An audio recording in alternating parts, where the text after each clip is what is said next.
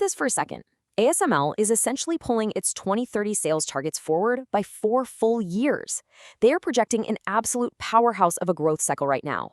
But here's the structural tension we have to address today. The market is already demanding a massive 40 to 44 times valuation multiple for that perfection. Welcome back to Iron Financial, the only institutional-grade explainer designed specifically to help you forge a stronger portfolio and cut straight through market weakness. I'm your lead analyst, and I am ready to tear right into the raw numbers today. And I'm the market skeptic. Today we are absolutely asking the hard questions. Is this stock a generational AI goldmine, or are investors walking directly into a dangerously priced valuation trap? Make sure you hit that subscribe button because we are about to put ASML's latest earnings report through the definitive Iron Financial stress test. All right, here is the blueprint for today's breakdown. First, we'll cover the Q2 earnings beat. Second, the guidance ratchet. Third, geopolitics and tech slices. Fourth, we'll look at some balance sheet red flags. And finally, we will give you our final verdict. Let's get right to work. Section 1. The Q2 earnings beat. Forging a solid foundation. We always start these breakdowns by inspecting the absolute bedrock of the company's financial performance. And this quarter, well, ASML poured some incredibly dense concrete. Just look at the sheer architectural strength of these top-line numbers. ASML reported total net sales of 9.33 billion euros. That completely shatters their guided ceiling, which was sitting at 8.4 to 9.0 billion. So we are looking at a 21.3% year-over-year top-line expansion. Frankly, that is massive for heavy industrial manufacturing. Gross margins came in at a heavily reinforced 54.0%, easily beating the 51 to 52% guidance they originally laid out. Net income hit 2.92 billion euros, bringing basic earnings per share to a staggering 7.59 euros. Just for context, that's up from 5.90 euros a year ago. Look, it is a massive beat on paper. I will definitely give you that. But as we always say here, a strong facade doesn't always mean a stable core. When a company beats its own guidance by hundreds of millions of euros in a single quarter, we have to isolate exactly which division is actually doing the heavy lifting. Was it actual new machine delivery or something else entirely? That is exactly the right question. When we isolate their revenue streams, a critical detail emerges. Look directly at the data isolating the beat. A whopping 92% of the sales beat above their guided ceiling came directly from installed base management. We are talking about the service engine here. Installed base sales hit 2.76 billion euros against an implied target of about 2.5 billion. This means the beat isn't primarily from shiny new machines going out the door. It is ASML generating massive, high-margin revenue by upgrading, modifying, and servicing the machines that are already firmly anchored global factory floors. And here is the metric that truly illustrates the raw power of this service beat: 48.5%. Let me walk you through the math of this structural leverage, because seeing margins like this in hardware is extraordinarily rare. ASML generated approximately 1.63 billion euros in incremental revenue year over year. That yielded 792 million euros in additional operating profit. Do the math on that, and it translates to an incremental operating margin of exactly 48.5% on those new dollars. When you compare that to their overall baseline operating margin of 37.1%, you realize that this service revenue is pure financial steel. It is just incredibly lucrative to service a true monopoly product. Okay, let's pump the brakes for a second. An incremental margin of 48.5% is undeniably strong. No argument there. But we need hard operational clarity right now, instead of blind AI hype. Is this a permanent structural shift in ASML's profitability profile?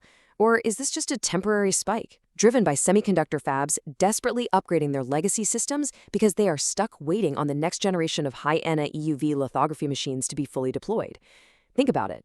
If customers are just squeezing the absolute last drop of capacity out of their current machines just to meet AI chip demand today, well, then this margin spike is just a sugar high. It's definitely not a permanent new foundation we can safely value at 40 times earnings. Let's move to Section 2, the guidance ratchet, raising the execution bar. It is one thing to crush a single quarter. It is an entirely different animal to systematically turn the screws on your own forward-looking projections. Let's actually calculate the mathematical reality of what management has done to their 2026 outlook. We are tracking sequential guidance upgrades here that are frankly unprecedented for a company of this sheer industrial scale. Let's start back in January. The midpoint for full-year sales was guided at 36.5 billion euros. You multiply that by a 52% gross margin, and you get an implied gross profit of 18.98 billion euros. Then in April, they tightened the screws. They bumped the revenue guide up to a 36 to 40 billion euro range, which moves the midpoint to 38 billion. Fast forward to July, the revenue guide ratchets up yet again to a massive 44 billion euro midpoint, with gross margins expanding to 55%. Do that math, and it yields 24.20 billion euros in implied gross profit. Out loud, row by row, tracking from January to July, that is a staggering 5.22 billion euro jump in expected gross profit in just 6 short months. Let me act as the hammer here, because those beautifully polished forward-looking numbers hide a massive execution risk right there on the factory floor. Look closely at the comparison on the screen. In the first half of 2026, ASML reported actual sales of 18.093 billion euros. But to actually hit that newly upgraded 44 billion euro midpoint we literally just talked about, they now mathematically require second half sales of 25.907 billion euros. That means the second half needs to be 43.2% higher than the first half. That is a vertical production ramp that leaves absolutely zero room for supply chain bottlenecks, zero room for component shortages, and zero room for shipping delays. And that pressure specifically funnels directly into the final months of the year. Let's reveal the exact math for the fourth quarter. Management guided Q3 to a midpoint of 11.5 billion euros. If you subtract the first 3 quarters from the 44 billion annual target, it leaves an exceptionally heavy lift of 14.407 billion euros required entirely in Q4. To achieve that, ASML has to deliver an eye-watering 48.2% year-over-year growth rate in a single quarter. Physically building, testing, and shipping that many incredibly complex machines in a tight 12-week window is really going to test the limits of their manufacturing steel. See, that right there is the absolute definition of pricing imperfection. Can ASML really execute a 14.4 billion euro fourth quarter without cracking under the pressure? Remember how their revenue recognition actually works in the real world.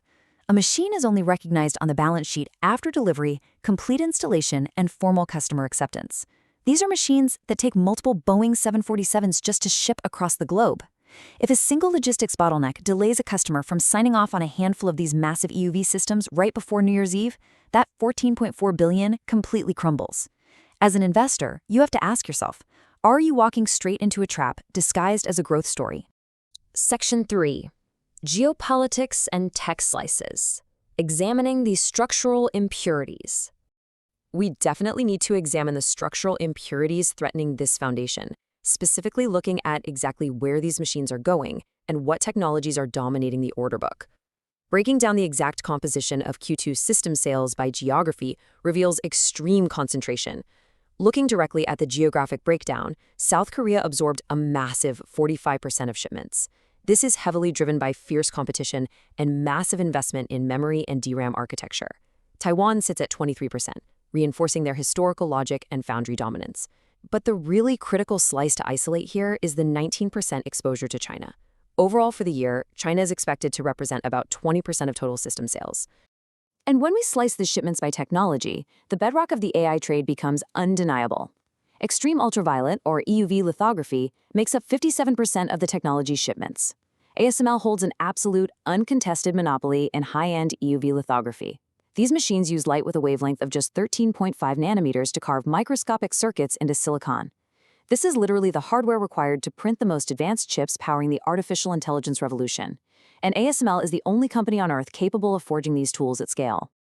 It is an incredible monopoly, yes, but it is a monopoly chained to severe geopolitical risk.